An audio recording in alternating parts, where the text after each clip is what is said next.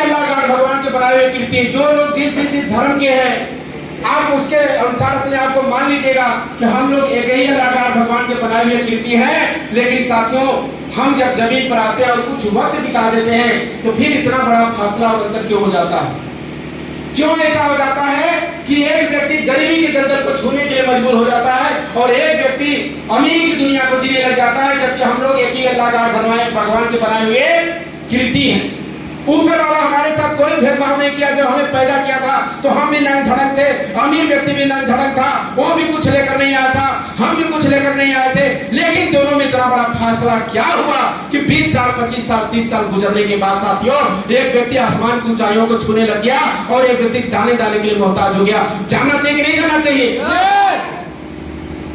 ऐसा क्या वजह हो गया कि एक व्यक्ति गरीब घर में रहने के लिए मजबूर हो गया और एक व्यक्ति अमीर घर का मालिक बन जाता है, जबकि हम लोग एक ही अल्लाह गॉड के भगवान के बनाए हुए कृति है। एक व्यक्ति पूरे जिंदगी भर बिना गहने से रह जाता है, उसके तन पे कोई सोने चांदी का गहना नहीं हो पाता।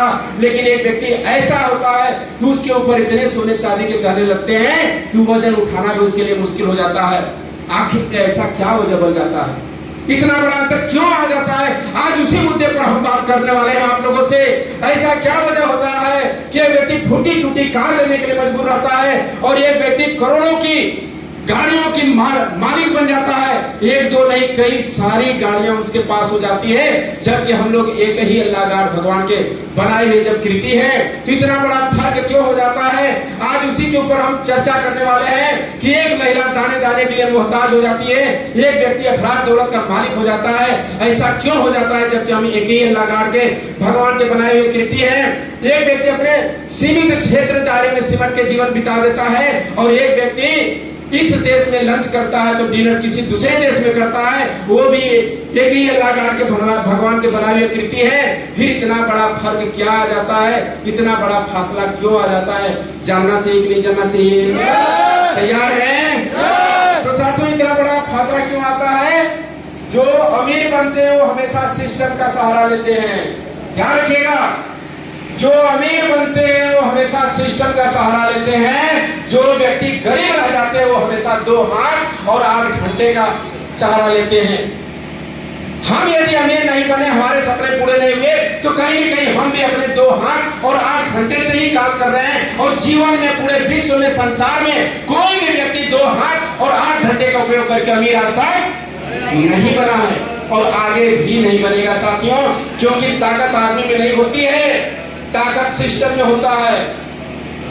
यदि आपको 1 किलो, आपको 1 केजी का भार उठाने के लिए कहा जाए तो उठा सकते हैं, लेकिन 1 टन का भार बोले उठाने को तो क्या उठा पाइएगा? नहीं उठा पाइएगा। उसको उठाने के लिए क्या चाहिए? सिस्टम चाहिए। उठेगा, सिस्टम चाहिए। यही मैं ताकत दर्शाना चाहता हूँ।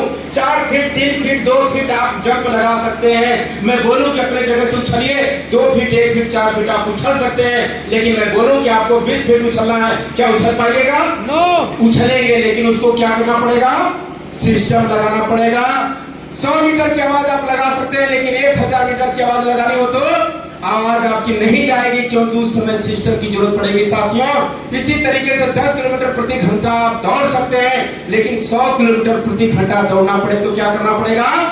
सिस्टम का सहारा लेना पड़ेगा। इसी तरह से हम 300 500 1000 रुपया प्रतिदिन के कमा सकते हैं, लेकिन दिन के 50,000 और लाख रुपया कमाना है तो क्या करना पड़ेगा? सिस्टम का सहारा लेना पड़ेगा साथियों। आज उसी सिस्टम की बात मैं आप लोग के बीच में करने वाला हूँ। रेडी है?